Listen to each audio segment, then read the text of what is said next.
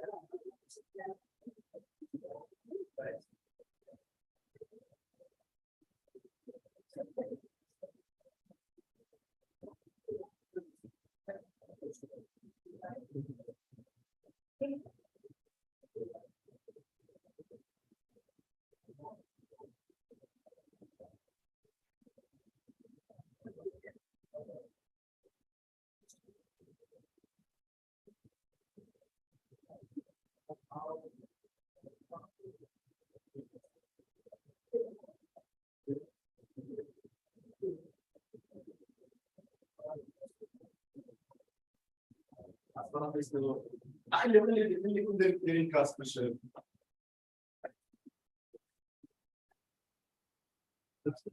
سير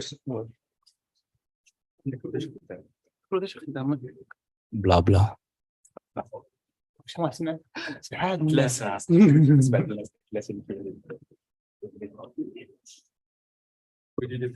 تيست Pas seconde, il va seconder.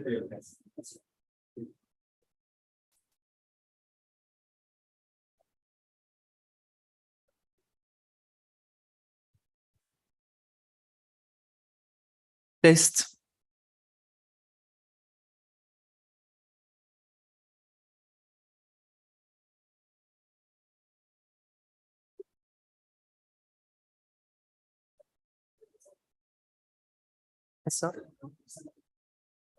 اوكي انا استاذ الكود لا اللي بيتي واش قادر تتحرك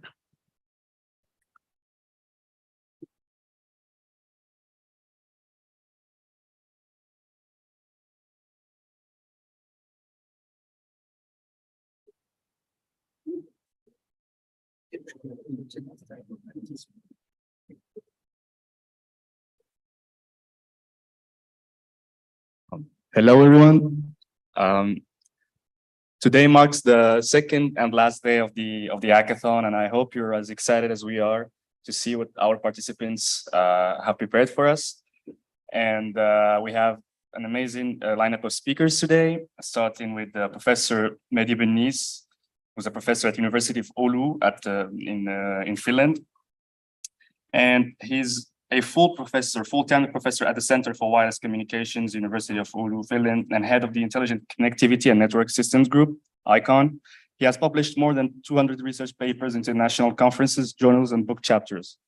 He has been the recipient of several prestigious awards, including the 2015 Fred Ellisig Prize from the EEE Communication Society, the 2016 Best Tutorial Prize from the EEE Communications Society, and the 2017 he received Best Paper Award for the Journal of Wireless Communications and Networks.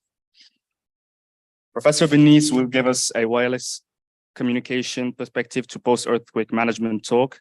And this talk is pre-recorded, so there will be no live questions. Thank you.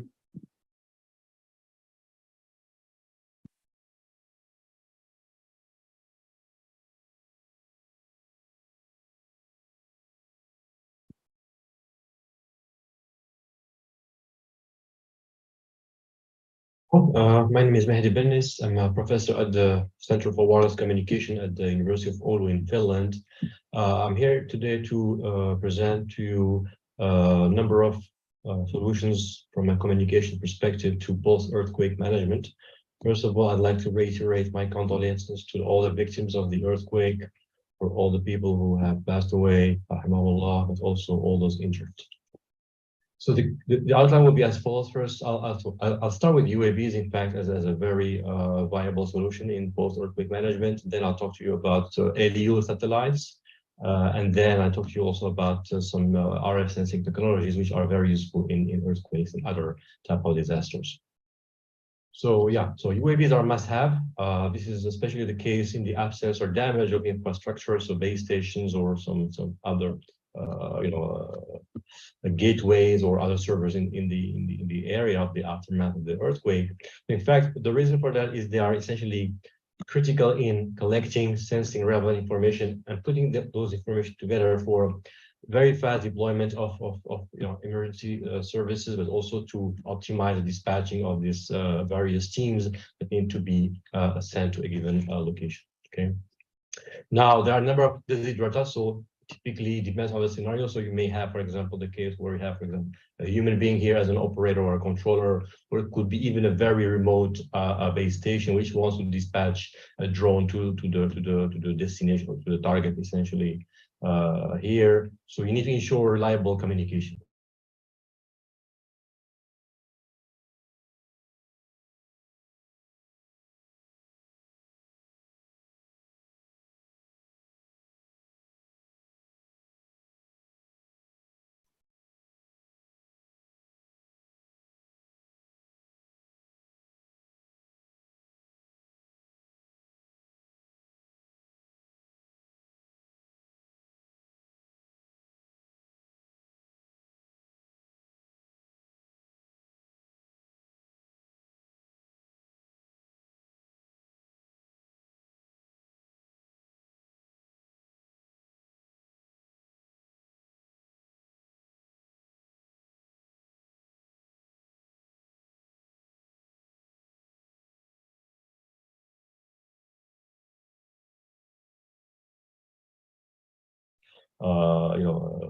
Trying to reach the destination. Okay.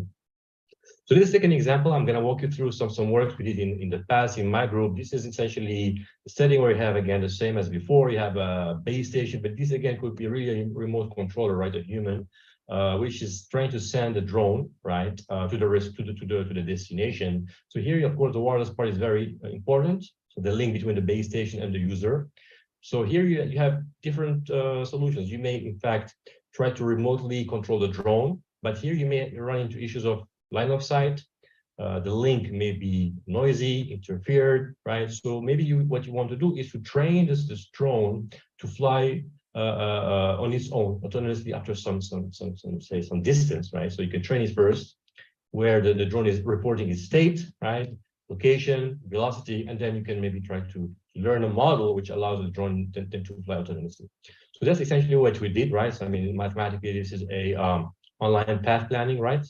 And their travel time and motion energy, right? So energy here is very important, obviously, the battery of the drone. And again, as I told you, you can either train the drone to fly on its own, right? So you communicate the states, train a model, and try to share the model, which may be obviously large. So this is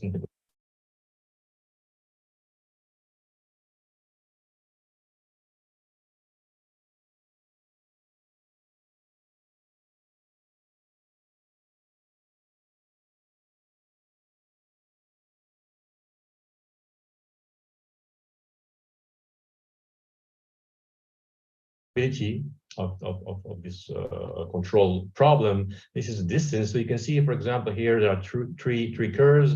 The greenish here curve, essentially, this is the action uplink. So here, this means the base station is continuously transmitting to the drone. So of course it works after some distance, then it flattens out, meaning it loses packets. You may also try to now transmit the model, right?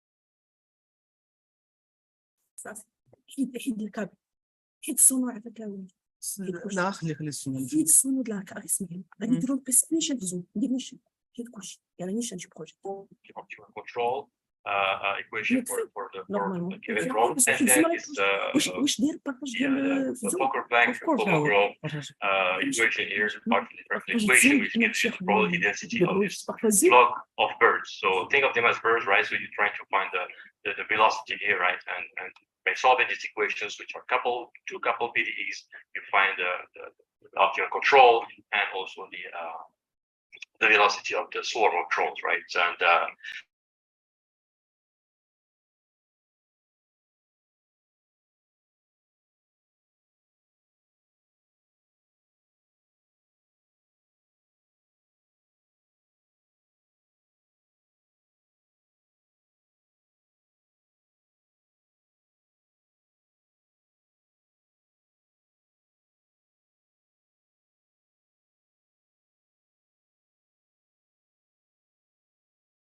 there is a lot of collisions effect here.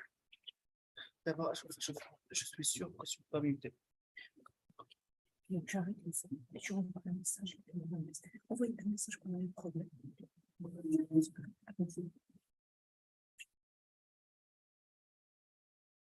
حيدر كي معاه يزرع.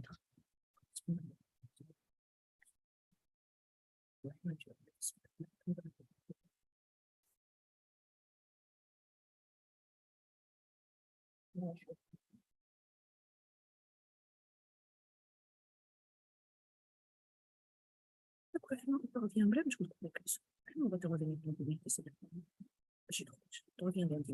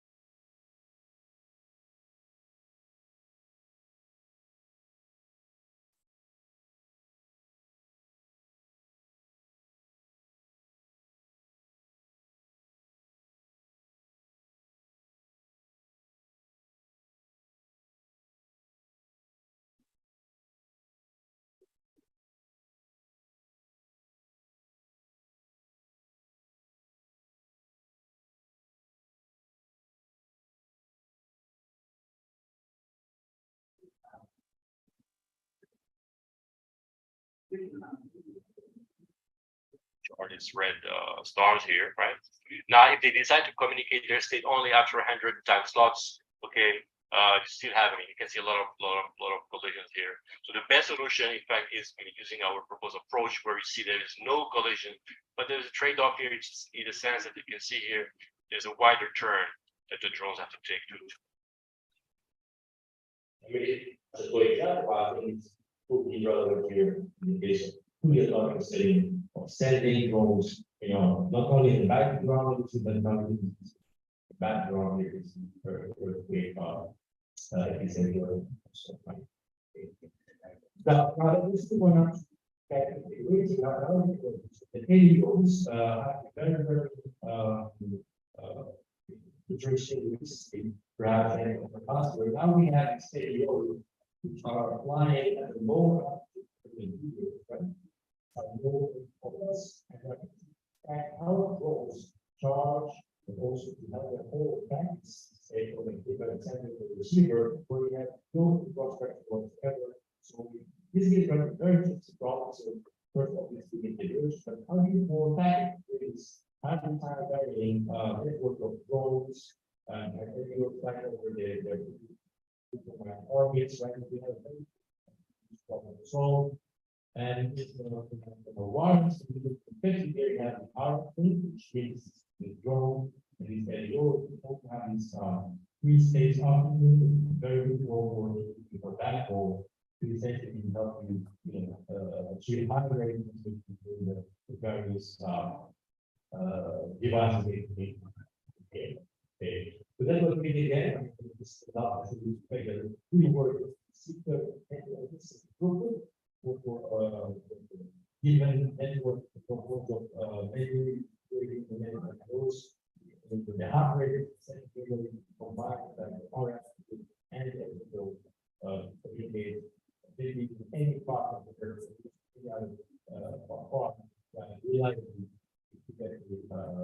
again, very nice of the case and the case will be so. What's the first thing in fact the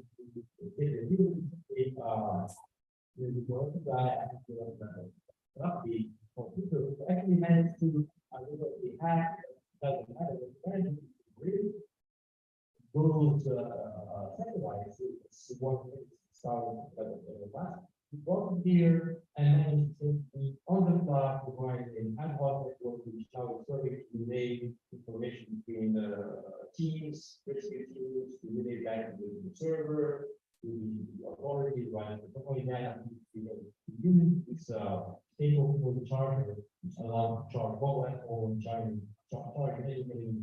So this is a very smart idea. And of course, think about extended service instead of having one of the line, you have a multitude of the line. This would really help provide extremely fast saving share with our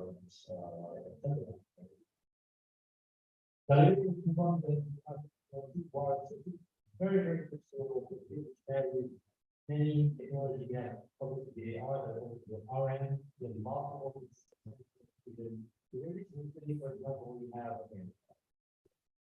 this area, the big near, we have the box, and they have this robots, they have drones, and then what you have here is the city, they have a van of the AR machine, and we have now the user virtual reality graph to what the robot sees in fact in real time, right? Then we have a control command.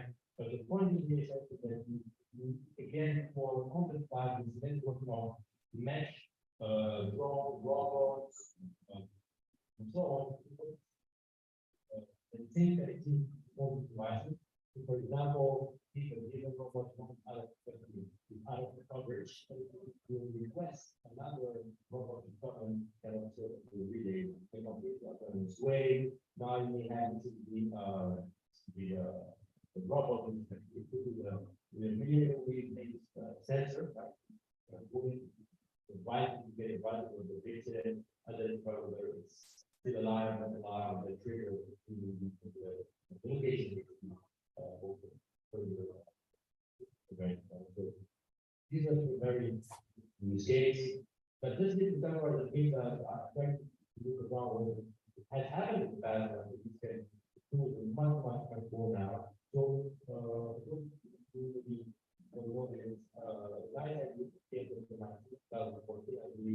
see through here we have a very case that the transmitting RC of the 2.45 gigahertz, and they try to reconstruct the silhouette or identify on a heat map of the person behind the wall, right? So this is a very basic that it works. I think the most basic. Then we look at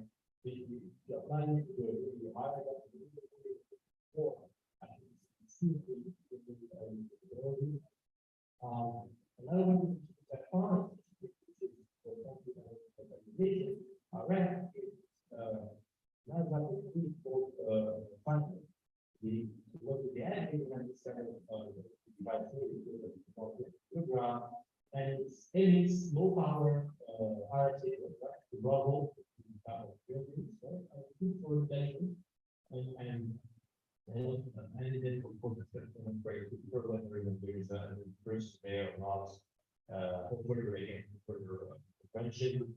It turns out in fact the solution very first to be still require the user to know where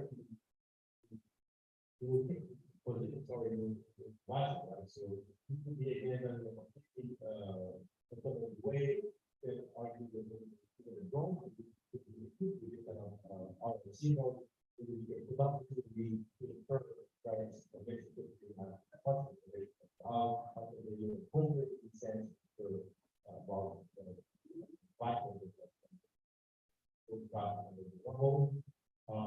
again, this is use more again, use one another one, let's see back don't have an answer. This is you need a something not to be structured and multi-time you are the knowledge and say what we go by source here, but you have this large one it means you can come to 27 views to the again, being back is related to identify the presence of the energy person. Again, why not use the wrong area?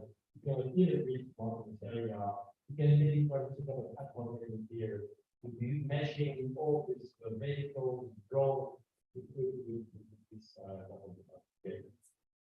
and again, this was done in the book.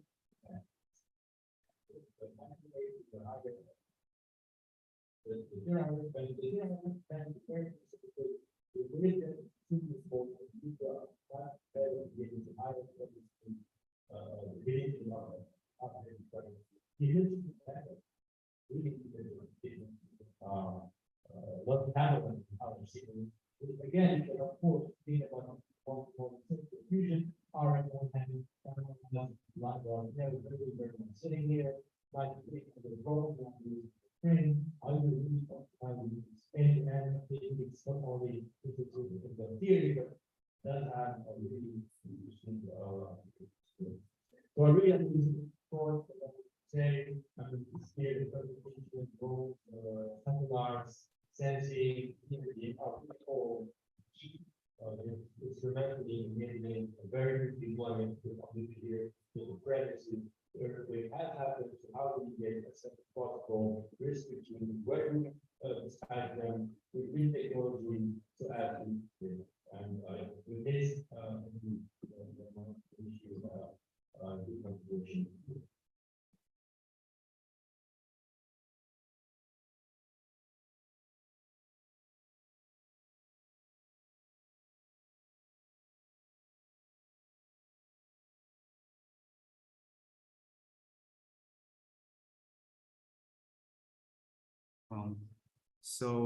We have had this talk from Mehdi Bennis, and we apologize for the technical problems that we had.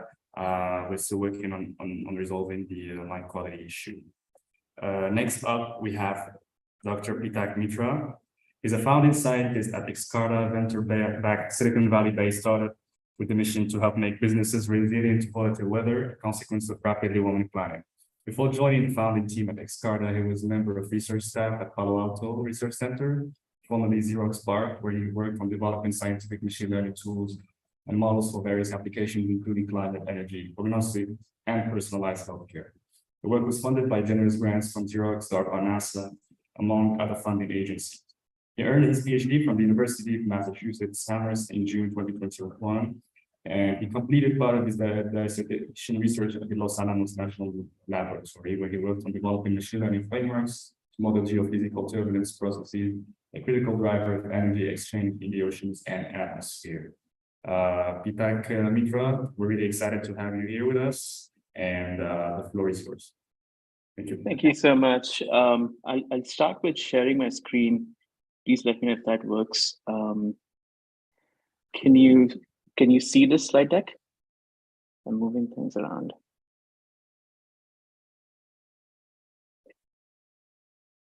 Can you see this? Good, guys? I think we can see this. Perfect, awesome. Thank you very much for having me. And firstly, before I begin, I wanted to thank the organizers for this event. I think this is a testament to your spirit, that all of you wanted to do something for for folks in Morocco, and hopefully some of these applications would be useful to the recovery efforts out there, but also in planning and preparing for disasters globally, which are becoming increasingly popular. So thank you once again for having me. My name is Peter. As mentioned, I'm a founding scientist at Excada, where we are using AI to improve weather forecasting and providing weather intelligence to businesses and individuals. So in the last day and the previous speaker as well, there were some great talks about post hoc, how to use AI as a post hoc to natural disasters. So when natural disasters happen, how to use AI to improve the recovery chances of humans, or as well as dealing with those damages. My talk will focus on how can AI be used to forecast natural disasters. So basically trying to mitigate the negative effects of natural disasters. As one would expect, it's impossible to prevent them from happening, but we can use technology to reduce the impact of that on human lives as well as livelihoods. So the motivation for this, obviously, is that climate change is shifting weather patterns everywhere. If you look at this particular chart from NOAA, it shows it shows just in the US in the year 2023 up until August, there were 23 separate billion-dollar weather and climate disasters. What does that mean? It actually means that there were big enough natural disasters that caused damages that were at least $1 billion and above. And there were many more that were sub 1 billion as well. And just to give you a reference, in 2022, the entire year, last year, there were 18 such billion-dollar weather and climate disasters. In the past decade, it was averaging about 8 to 10. So clearly there's a trend that's going upwards. There's still a few months left in the year. The hurricane season is actively underway in the Atlantic Basin. The California wildfire season is coming up as well. So this number is expected to go up very unfortunately. And just to give you a reference of some metrics, and there are many ways to look at data and impact of this. For example, even with hurricanes, one can look at the power dissipation index and the correlation of that to higher sea surface temperature and so on. But this graphic conveys the sentiment appropriately. So basically, this shows that up until 2009, and this is grossly outdated at this point, 14 years ago, it shows that the maximum wind speeds of hurricanes actually is trending upwards by quite a bit in a very short time period. And a lot of it could be attributed to climate change, warmer sea surface temperatures, and changing wind patterns, and so on and so forth, ocean mixing, and so on and so forth. So basically, this is something that we are continuing to live with, continuing to see all around us. And the impacts of this on lives and livelihood is severe. For example, just last year, this is a snippet from Wall Street Journal. Events in the US only were caused a damage of about $165 billion. And that's like real damage to humans for their lives and livelihood. We all are quite aware of what happened in Libya, a neighboring country to Morocco. Although some of it could be attributed to human factors, but getting a year's worth of rainfall in a 24-hour period will really put any infrastructure to stress anywhere in the world. And that was a storm that started off impacting Greece first, and then kind of moved back into Northern Africa, into Libya, that caused like terrible damage. This thing is expected to continue as this is a projection from IPCC. So basically, it shows that as the world gets warmer, we are somewhere on the x-axis. You are looking at the baseline temperature and warming compared to the baseline temperature from 1850 to 1900, and how that would impact the growth of so-called once-in-a-decade events. So once-in-a-decade events are highly destructive events that cause a lot of damage to human life as well as property. And one could see that there are, these are only some examples shown here, and it will actually, as expected, as we enter into the deeper into the Anthropocene geological period, there will be more and more effects, negative effects of this that we will unfortunately have to bear in the near future. So the question then comes is, how are current conventional ways of weather forecasting up to the challenge? And we have some great weather forecasting tools right now. For example, the physics-based models that solve the governing equations that comes from first principles on grids using large supercomputers. But the big problem with these forecasts and these weather products are that they are computationally very expensive and they're very slow. And again, they require solving physics-based equations using algebra and other techniques where you discretize it on a particular grid and need large computing resources. And this is something that hinders running larger ensembles for predicting the uncertainty in forecast, as well as updating forecast at a reasonable frequency.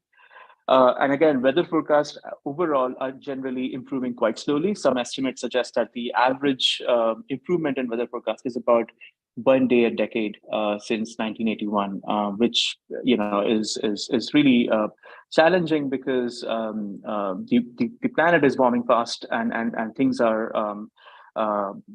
showing up, that would require us to revisit some of the technologies that we are currently using to deal with this. But some of the limitations, again, for numerical weather forecast or products is that they are not able to leverage extensively all the observation platforms that are coming online. So Earth is the most observed entity out there. There's a lot of data. There's a lot of observation that happens from space, in situ, and a lot of these platforms are coming online rapidly by government investment, by private companies, venture capital, so on. And one of the limitations of numerical weather predictions is that it is hard generally to incorporate some of those new information into these models. And again, some of these numerical weather prediction models are typically solved for physics at a much coarser resolution, which means they solve for physics at every 25 to 31 kilometer spatial resolution, which gives you a general sense of what is happening in the area, but is grossly underestimating the impact within that particular grid cell.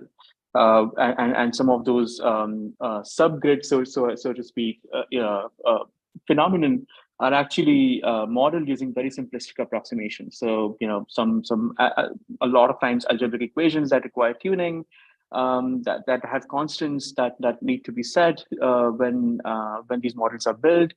So they kind of these models tend to lose their predictive ability outside the range these models were tuned in. And again, this leads to a lot of uncertainties in predictions. So some of these are, some of the larger high-level challenges in using some conventional weather forecasting. So the question then beckons is, what makes, the field of atmospheric science, weather, extreme events, the next frontier for AI? Again, AI, as we all know, needs a lot of data, and this field of weather, atmospheric sciences generates a lot of data. And some of the good things about this data is that it's generally gridded in a pretty regular format. Could be cylindrical, could be Cartesian, but still there is a coherence to the format these data sets are generally gathered in.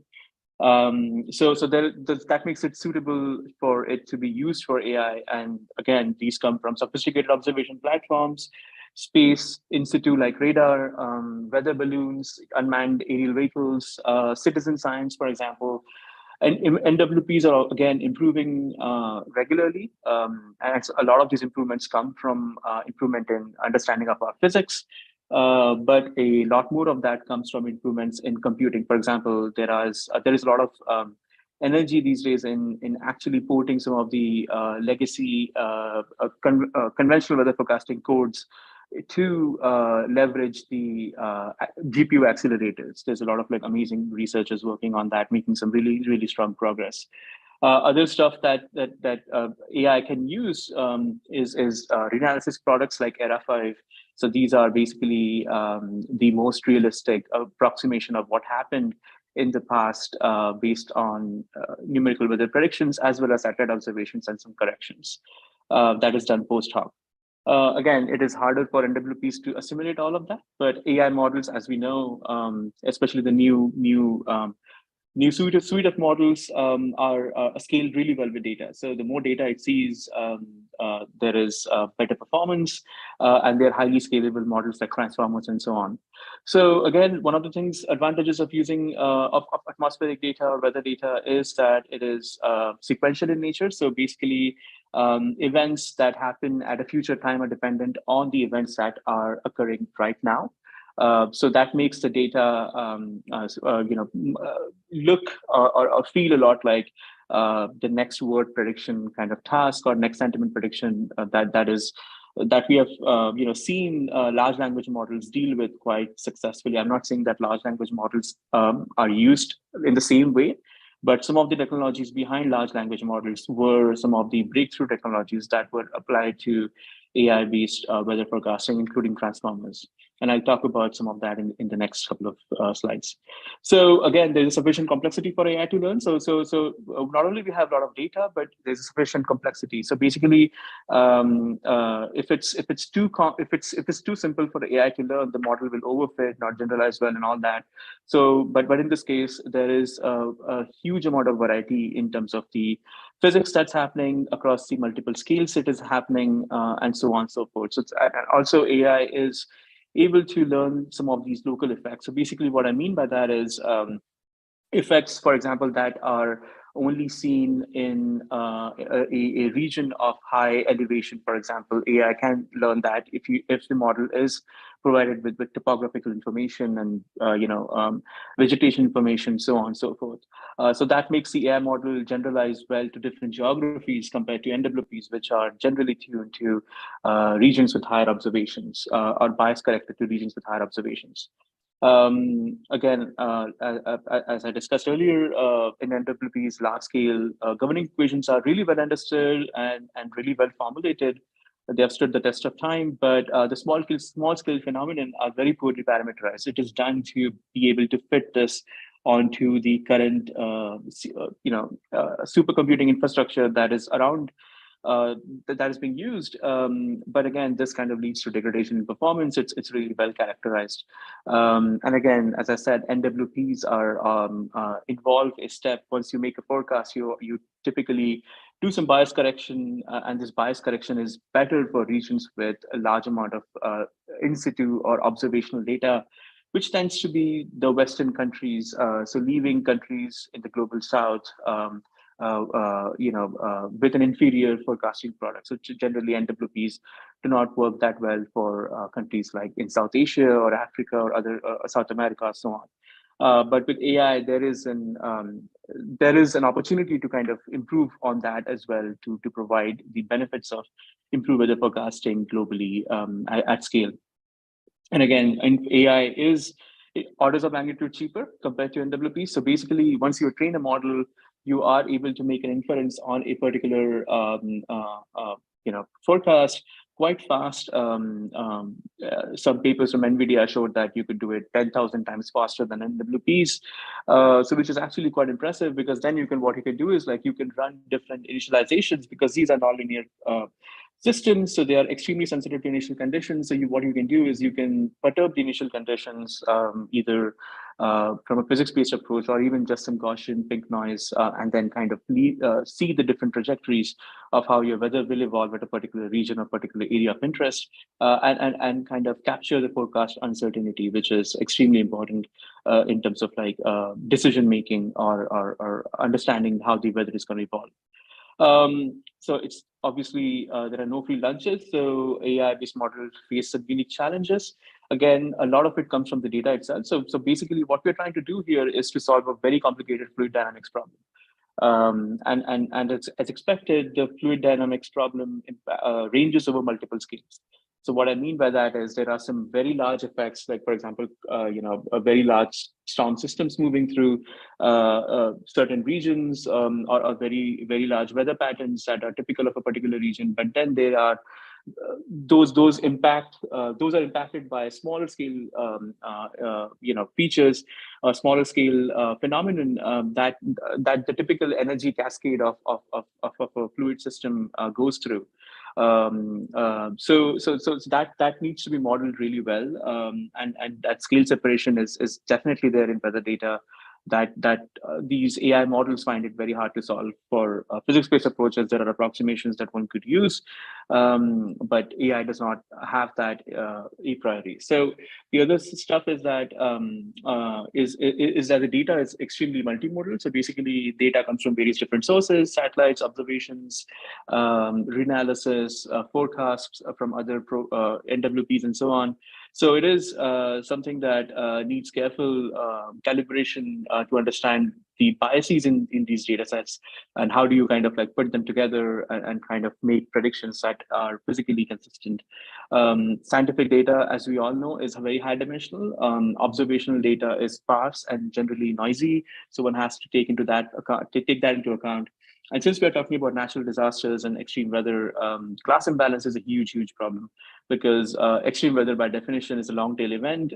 So in a general weather over the globe, extreme weather events are very, very rare. So how do models how do AI models, which there is some studies out there that talk about how they if you use metrics like RMSE and stuff like that, they tend to the mean. So how do they account for this class imbalance? And to throw another challenge on top of that is that the weather patterns are shifting everywhere, which means the distributions are shifting everywhere. So basically, the climatological behavior of a certain region is no guarantee for future behavior. So one has to take into account that the distributions are shifting everywhere in the world. So how do you account for that for making forecasts that are valid, for your own use? Again, we are dealing in the realm of physics here. So physical laws, there are physical laws that need to be respected. And there are unknown physics that need to be discovered. For example, there's a lot of, as I said, approximations in small scale behavior in NWPs that not necessarily are encoded in AI models. So AI models sometimes are used to discover physics or discover approximations. So basically, some of those unknown physics, how AI models are discovering those. There are many techniques that the community uses, attribution, sensitivity studies, and so on and so forth, to understand how close these unknown physics are to the real expected phenomenon, and so on, to see a model has trained or not properly. So because by definition, model will produce an output, but as expert domain users, one has to understand if that output makes sense physically or not. Again, the models need to respect physical laws, these constraints, and incorporate domain knowledge, which is extremely important, especially dealing in a scientific domain. Again, in discovery-oriented tasks where the physics is not well known, the ground truth is not there. So there's no benchmark data sets out there. So it's like it's a very difficult problem to solve. It's a inverse problem, and with inverse problems there is always issues around data sets. So high quality data sets for some of these very, very fast moving physics, like cloud physics, for example, is very hard to find and very rare. So some of these things are the challenges. Again, interpretability is again a huge issue. It's an issue with many different domains, but also in this particular domain as well. As any dealing with building any models for scientific applications, reproducibility is a huge need, and modeling uncertainty is also a huge need. So that is some of the things that one needs to take into account while building these AI models, especially to meet the rigor of scientific scrutiny. Again, if one is using scientific insights from these data, that requires models that are somewhat human interpretable. AI is often called a black box and a gray box and all that. So the question is, how do you use techniques, attribution techniques or other techniques to kind of see what the model has learned, or have data sets where you can explore the limits of the model's ability to make predictions and so on. So those are some of the important high-level challenges. So I'll briefly introduce some of the exciting advances in AI-based weather forecasting. So in the last year, obviously, there has been many. Some of them include Forecastnet by NVIDIA. This was a transformer-based model, or like a vision transformer model, using a Fourier neural operator in the back end, basically trying to model it as an operator learning. So basically, you have an input sequence and you have an output sequence, and you have you learn in the Fourier space. And some of the advantages of learning in a Fourier space is that you can linearize a PDE. So basically, it's actually gives you a lot of ability to represent complex physics in a simpler form. And that has shown to be pretty good at forecasting very important prognostics. The other work would be work by GraphCast from Google Research and DeepMind that uses graph neural networks. Pretty impressive work. And then PanguWeather, which was again a vision transformer model, sort of, but uses a shifting window transformer. So basically, it's a Swin transformer.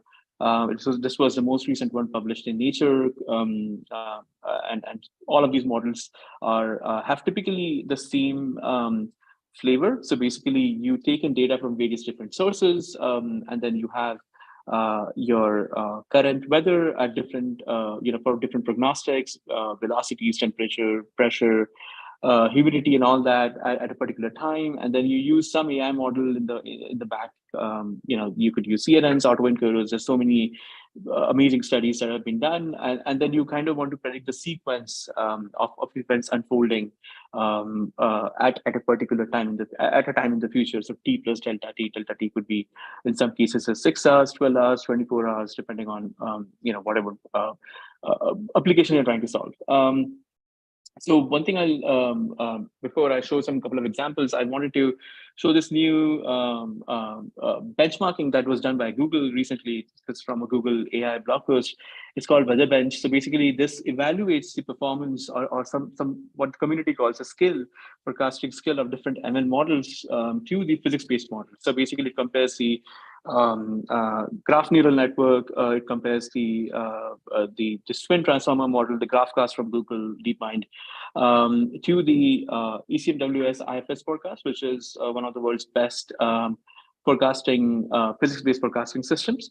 And what it does is that it shows the performance up to a certain number of days, about 10 days here in this particular case, and shows the difference between the RMSEs between the forecast from physics-based models to the ML models and how that evolves over time. And it shows that a lot of the AI models are actually doing really, really well up to 10 days in the future for various different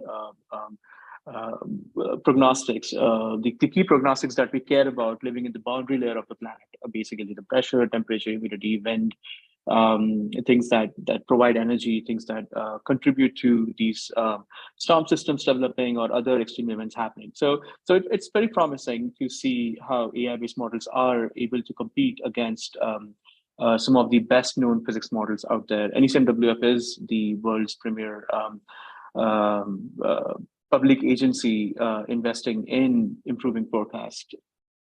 So I'll talk about a couple of case studies. So this is again done using RForecast. Unfortunately, I cannot go into the details of how we use AI because we're a startup, and but the context I provided earlier should guide you in terms of like what the approach was generally used at high level. So basically, I'll provide the case study of how AI-based forecast did compared to the physics-based forecast for Tropical Storm Hilary.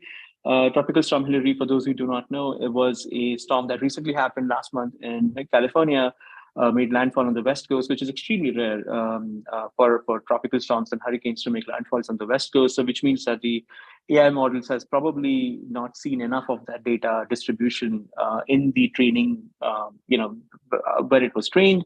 So it kind of creates a challenge for AI models to make this forecast accurately. So what we will compare is again, this was originated in the eastern North Pacific off the coast of Mexico. And the forecast issued, the comparisons we'll make is on the left-hand side. I'll talk about that in a bit, but we'll show what happened in reality. So this is from actually what happened, and then compared to the forecast from the physics-based model that was issued on August 15th, 2023 at 0 UTC, and the forecast that was issued by our models on the same date. So basically, the landfall that happened was about on August 20th at around 12 UTC. We know that because it already happened. And then what we'll do is we'll do a forecast comparison between the two models with the ground truth for different prognostics. So surface pressure is one metric to measure, hurricanes, because that's one way to define the strength of a hurricane and so on and so forth. So basically, on the left, you're looking at the GIF of the actual event. So this is the actual condition. The landfall happened somewhere, in Baja California, and then somewhere in Southern California. After that, the second landfall. With the GFS model, this was the American model, actually was predicting on August 15th that the storm would actually veer off to the left. So basically, this teal dotted line is the actual trajectory of the eye of the hurricane. So basically, the trajectory of this particular data. So we wanted to compare how well we were doing, how well these models were doing compared to what actually happened. So if GFS was to be believed 5 days before the actual landfall, it was not supposed to impact Southern California in certain as major ways. But AI-based models actually were able to pick that up quite successfully. So this is on the right as our forecast issued at August 15th. Obviously, towards we predict the landfall pretty accurately, and towards the end, obviously, we have some differences. But again, this is. So the question is, why is this important? Why is predicting landfall important? There are studies that have shown that if models are able to predict the uncertainty and the landfall accurately, and even if the accuracy is improved by even a mile of cone of uncertainty, it could lead to about $1 million in savings in evacuation cost, as well as providing resources to the community and early warning to the community at the appropriate time, so that they can take action in terms of evacuations, or the state can provide resources. And this is something that we will see more and more stronger typhoons, hurricanes, tropical storm forming, impacting other parts of the world as well, not only the US. So this will become more and more important for communities for resiliency, basically. So this is important that one was able to predict the landfall of these forecasts about 5 days in advance. That gives ample warning. Currently, it's generally, depending on what kind of storm it is and how complicated it is, it's generally a couple of days in advance that you tend to narrow down where it's going to make landfall approximately. So this is pretty interesting, and just goes to show how AI-based models are proving to be useful already. And again, as I said, these are extremely rare. Same with the wind speeds. If you compare the 3 different wind speeds, they were pretty similar. They were pretty similar in terms of the intensities. Again, the eye of the hurricane for GFS is actually veering off the actual trajectory, and that is something that could lead to some wrong estimation of where to provide resources and so on and so forth. Similarly, for precipitation, what actually happened on the left, for how our models were predicting 5 days before, pretty similar trends. Again, AI models tend to be a little bit diffusive. Because because these are approximating the physics, but again, the idea is to be able to get a general sense of where some of these events are going to happen, and to provide resources to those communities. And again, these forecasts improve, the resolution of these forecasts improve as you get closer to the actual date of the event. So the second case I'll provide is the Hurricane Lee, which is making the news right now, hitting Nova Scotia, it's probably become a tropical storm at this point.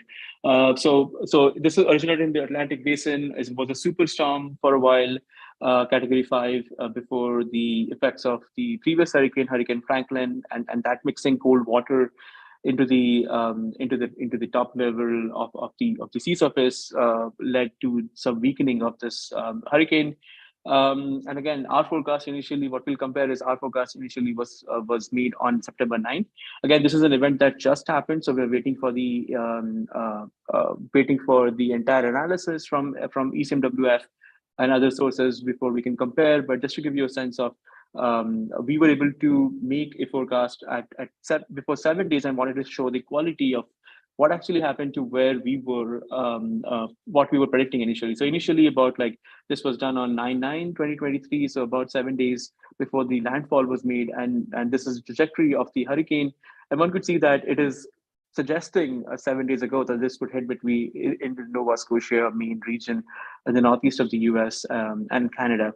And what happens, as I said, is as you get more data, as the forecast as you make forecasts closer to the actual event, the forecast quality tends to improve and change sometimes. But in this particular case, it was showing that even after 4 days, our forecasts were showing that the trajectory would be very, very similar. So let's see what happened yesterday. So this is something I picked up this morning from the National Hurricane Center in the US. So basically, the black line is what the trajectory of the hurricane is right now. So currently, this is an advisory at 8 a.m. On September 17th, and it shows that the hurricane was actually impacting the Nova Scotia region, which is very similar to what our even a week, which is closer to what the model that was predicting this behavior 3 days ago was, but also the model that predicted this landfall 7 days ago was also not that far. And this is very important because this can again help communities prepare and be resilient to extreme weather. We're doing a study on Libya as well right now. We don't have the results yet to share that, just to show if AI-based models were able to predict that back and forth ping pong between Greece and Northern Africa to show extreme the impact of that extreme weather and extreme precipitation in those regions that led to some severe devastation out there. So again, the key takeaways here was that the AI-based models were able to forecast landfall with a high degree of uncertainty, even about 7 days in advance, which is huge. Currently, numerical weather models are not able to do that. If anybody was following this hurricane, they would know that the Euro model and the GFS American model were predicting landfall in the Boston region, in the Massachusetts region of the US, if you're familiar, and New York as well. So AI models were saying that that's not going to happen. It's going to impact further up in Canada or in Maine. So basically, this was a very interesting comparison between the NWPs as well as the AI-based forecasting products. So in terms of I'm not sure what kind of projects everybody's doing out there, but in case you're looking at forecasting other extreme events, for example, wildfires, some of the stuff that one could look at is, variables that this would depend on. And to model this would be, modeling it as a function of the high winds, temperature, humidity, vegetation cover, the orography, the land topology, and so on. Heat waves, again, is we don't think of it as a major disaster as such, but it is a leading cause of human death and leading cause of a lot of damage. And again, one could model this, especially this is becoming important in the southern part of the US, as well as many parts of Europe this year and Africa and India as well. So things like temperature, humidity, heat index, things like that could be used to model some of these extreme, these phenomena. Tornadoes, again, are very important. They're very transient, very fast moving, and early warning is very critically important because of the impact and the damage. So one could use radar data, the humidity, the land topology, some satellite data obviously will be needed here because one would want to understand the convective activity. So basically, AI models are extremely good if they know what is happening at a particular start state. and they can project that phenomenon in time, but they are really, obviously, if they do not have information of what is the convective activity that happened in the middle while they're forecasting, they are not able to incorporate that into the decision making. So for fast moving events, using different sources of information like radar would be pretty useful. If you're using any of these or looking at any extreme weather event modeling, please get in touch. Would be happy to discuss about what is out there and brainstorm some ideas with you. So basically, some of the data sets that one could look at for modeling the entire weather, which is a harder and more involved task, but also for a hackathon. But if you want to model particular extreme weather events, one could look at and this is again for training and benchmarking. All these data sets are very easily available using APIs or some public servers on GCP, Google Cloud, or AWS. So some of them include products from eSIMWF. There are reanalysis products, which is probably the most popular one used these days to model AI-based approaches for weather forecasting. Other approaches, other data that eSIMWF can be used that are on eSIMWF's website, among many other things, are archive forecasts from physics-based models, from their IFS model, which is a state-of-the-art global physics model that is considered the gold standard for forecasting. NOAA, the American agency, also has a lot of ground station observations from around the world that one could use to, understand regional impacts of weather. And again, this is something that is much more has a much more density in Europe and North America compared to the other parts of the world. There's obviously satellite data from GOES satellite and all that, radar data as well as NWPs. There's some amazing NWPs that NOAA uses or builds, so that can be used. Those forecasts can be used to train models or extract data from them. Some private players like Microsoft has this program called Planetary Computer. Some fantastic data sets, especially data sets that are relevant to data poor regions like South Asia, Africa, South America, like topographical information at a very high resolution and so on and so forth. Some benchmarks that might be useful when you are training a model. I'm sure already if some of you are looking at it, you would know this, but WeatherBench is a new benchmark that came out last month that talks about how weather models should be compared against ERA5 or other data sets. We released a data set that is a curated version of MADIS data. So it's available on Hugging Face. So basically the idea is that it's a curated high quality data set. MADIS data sets has a lot of issues. Sometimes that data is not high quality and there is some other, it's a bit of an effort to scrape that data. So we did all of that work. It's an easily available format for people to use. So if you're interested, take a look at that. So basically the idea would be to make forecasts from your AI models and then compare against what actually happened at a particular region based on these ground observations. And if you have any questions, please do reach out. Happy to brainstorm, happy to discuss, happy to provide resources as and when we can. So this is definitely something we're excited about. So basically, this is obviously not within the gambit of the hackathon, but it is something that we are excited to share with the community. So basically, what we have realized while building these AI-based models is that there's definitely a lift in terms of like building the infrastructure, the ML pipelines, the evaluation pipelines, and so on and so forth. So what we're doing is that we are actually open sourcing some of our production grade models. So there is a big gap between what is out there in the research domain in terms of like ML for weather versus what it requires to operationalize some of these forecasts. So we would be releasing some of these things, and these were our production grade models. We updated them. We have new models now, so we feel like some of the older models could be shared with the community for the community to use and improve upon or share their experience in looking at our training pipelines and building models efficiently. So the idea would be for one to not spend so much time in building the infrastructure, but actually doing the real hard science that is going to help us all. So basically, if you're interested in this, we are doing a demo at an upcoming NOAA workshop. So It's on September 22nd. At this time, it's in the afternoon, late afternoon for folks in Montreal. Again, it's at the NOAA workshop on leveraging AI. It's a virtual workshop, free to attend. So please,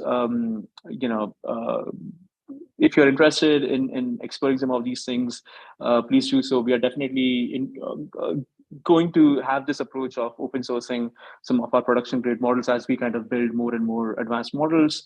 So this way, the community is able to leverage the recent advances in a format that requires them to do lesser lifts, basically in terms of like building the pipelines and so on and so forth.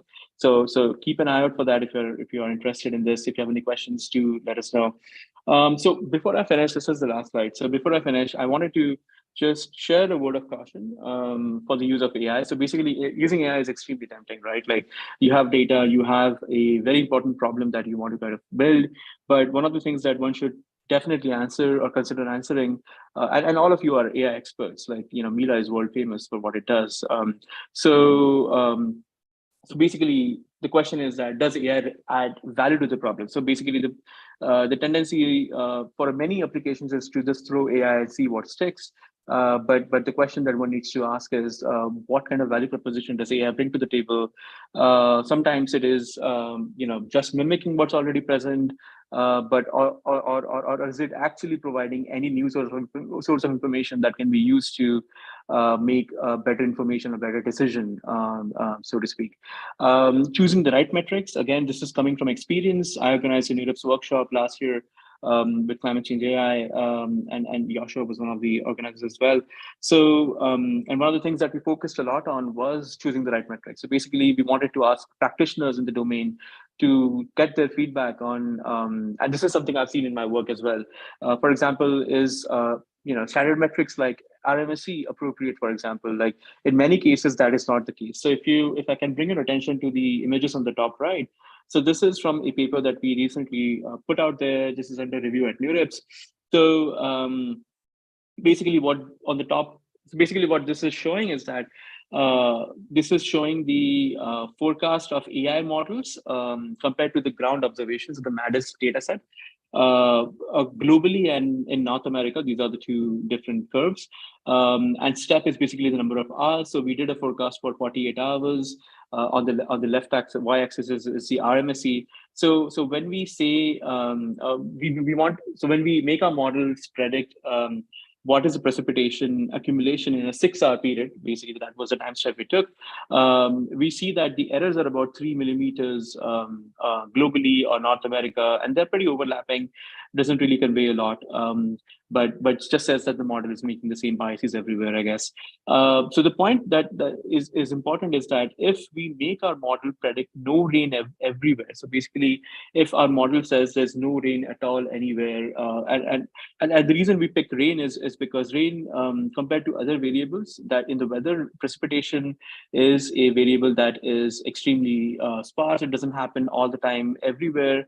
The distributions are not Gaussian. So for models that are trained on, say, RMSE metrics for precipitation, they will, give, and if RMSE is a metric that we're using to evaluate the performance of a model, if we actually make the model predict no rain everywhere, so basically it's just zero predictions everywhere, we actually have a much lower RMSE compared to the ground truth.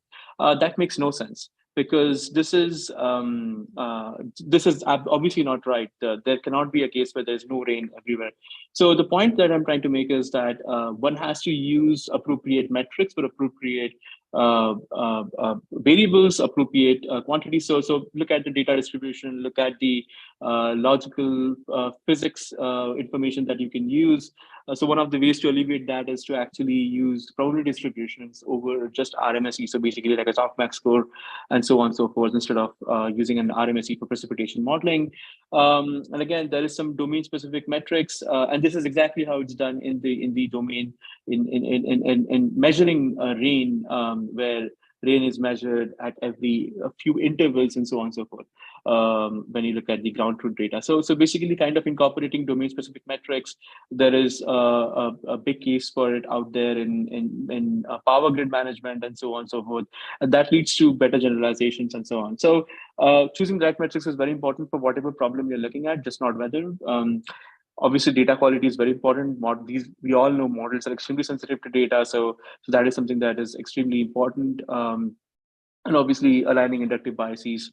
So basically, trying to look at the data set, trying to look at the biases the data set has, and then kind of aligning it to the right algorithm is definitely very critical. And then deployment is a while, as some of you would know, is a major challenge that requires a monitoring system of continuous improvement, as well as continuous monitoring. And again, if you have any questions, reach out. We are definitely interested to collaborate and share ideas, or if you're interested to look at how we deploy our models in the wild and how we do continuous monitoring and improvement, attend the upcoming webinar. But again, thank you again for the opportunity to share my thoughts on this. Happy to take any questions, but otherwise, if you have any questions later on, do feel free to email me or connect to LinkedIn or X, as Twitter is called these days. Thank you, Mr. Pitak, for the great talk about how I can make us, for example, predict extreme weather environment. So we have a lot of questions in the YouTube channel. So, for example, Latif Sanz asks this morning if an earthquake, for example, happens every 15 years in a country like Morocco, for example, why should we develop and some solutions that to predict those events, saying that the probability is very low? Yep. No, definitely. That's a great question. So the thing is, that's a very valid point. And it's very hard to model those things. But although the probability is low, the impact is very high. Impact of loss of livelihood or loss of life, damage to the local economy. There is studies after studies that have shown that areas that have been impacted by major hurricanes or major weather events have had a difficult time to come back economically and so on and so forth. So basically, although these are very rare, these are high impact events, and these can lead to massive disruptions into lives and livelihood. So that is one of the reasons where one should look at. Again, as the climate gets warmer and warmer, weather patterns are going to change everywhere. It's going to be more erratic. So these distributions are actually going to be not as the long tail distributions are not going to be that rare anymore. As I showed, some of the IPCC projections show that the once in a decade events are going to happen a bit more frequently than it used to in the past. So those are a couple of reasons I would say one should look into modeling extreme weather. Yeah, thank you for the answer. I can confirm from my side, for example, that AI-based model can for example, answering the task of in inference, for example, we don't. I remember, for example, for GFS models, we can wait 6 hours to have one prediction. Yeah. This is not for the case for AI models. And another important thing is, for example, the resolution. We can have the resolution that we want without any problem. And that's that's a great point also. And we have also a question online. Yasin asks, in the context of multi-scale or foundation models, how to ensure downstream the tasks maintain original accuracy and promote equitable treatment under distributional shifts for lower resources context? No, that's a fantastic question. That's an ongoing conversation in the community for sure. Building foundational models is something that a lot of folks are looking at. Even we are looking at. There's a paper by Microsoft Research called ClimaX with UCLA, I think, that they talk about building some of these models. So basically, to answer your questions, it is so.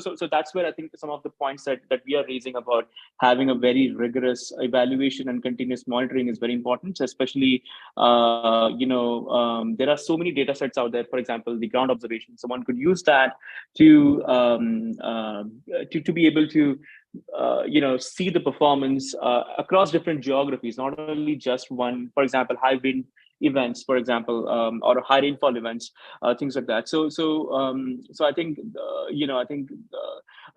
new metrics like there's a metric called CSI or continuous probability scores and so on are quite useful to look at some of these long tail events. So basically, that's an extremely valid point that you made, and it is there are data sets that one could use like out of distribution data. So basically training on say ERA5 and then looking at ground observations or looking at other historical observations basically could be one of the ways to validate some of these downstream tasks, especially as one is making forecasts for longer and longer horizons. We are happy to chat about some of that experiences offline if that interests the the audience member. And they have also a question. So it's my question for example, you said that multimodal data are very good for that task.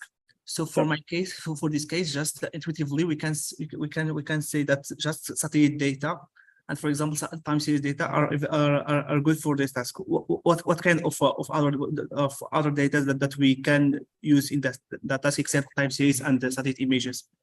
Yeah, no, definitely. That's definitely a great point.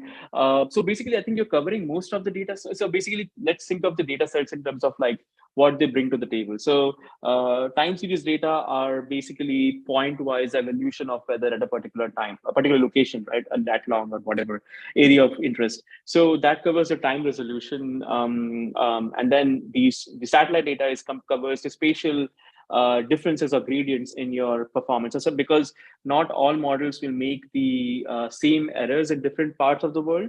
It's never going to happen. Models will be biased towards certain parts of the world and so on and so forth because of some missing data or some key physics that are missing. For example, weather models need to be tuned quite a bit to model the weather in San Francisco because it has very, very unique set of events, a very unique set of contributing factors happening here. So I think satellite is great. For example, it really depends on the task you're looking at. For example, if you're looking at convection behavior, so basically behavior of clouds and all those things that lead to thunderstorms and tornadoes, I think looking at radar data would be super important. That is extremely high resolution in space and time. So it's about 1 kilometer, 2 minutes temporal resolution. But again, it's only for a few hours and so on and so forth. So it really depends on what kind of problem you're trying to solve. But think of it in like two axes, spatial and temporal. So I think your suggestion covered both of them. But I think radar data would be something you can look at. You can look at the biases from the ensemble forecast. For example, there's a great model that NOAA builds called National Blend of Models. It kind of blends all the big physics-based models. So compare your AI models compared to that and so on would be one way to see how you are doing basically in terms of like, these forecasts. Hope that answers your question. Yeah, I think this highlights the question, and I have one last question about for Lina. Lina, a great question. Do you have insights on how to learn small-scale physical laws using the large-scale data that we have? That's no, I mean my PhD was in fluid dynamics and so on. So that is a question that I think the community has been trying to answer for many decades. So that is, I think, as I talked about briefly, there are approximations that one could use, and currently, I think there is no substitute for good data in AI. So if you want to use AI models, there is no substitute, and maybe running high fidelity simulations, extremely high fidelity simulations. I know a lot of groups and Caltech are doing it. The Clima, I forget the PI's name.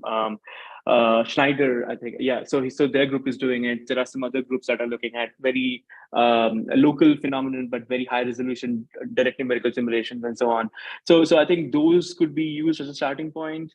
It's a very difficult question to answer, to be honest. I think it is a very complicated phenomena, highly nonlinear, chaotic. So yeah, it is something that I think the community is actually working hard towards. But yeah, I don't have a good answer for that. But I guess using high data sets high quality data sets would be useful. I have just one last question. Yeah. Yes, as a founder of a VC backend SV startup, what tips do you have for our teams, for example, that are competing in the hackathon, to apply the solutions on the ground and get them founded?